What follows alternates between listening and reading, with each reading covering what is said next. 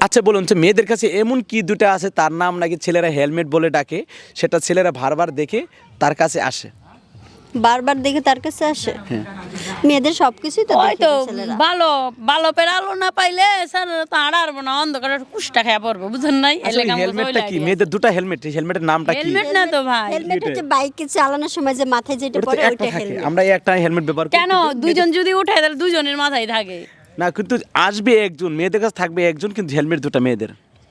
আমিও তো হেলমেট না তো ভাইয়া, হেলমেটের মতো যে বাতি বলে না, বাতি, ওই Headlight. বাতির কথা হেডলাইট। আচ্ছা একজনে বলছিলাম সে হেলমেট না পরার কারণে তার নাকি বলে অনেক টাকা লস হয়ে গেছে, সেই জিনিসটা কি?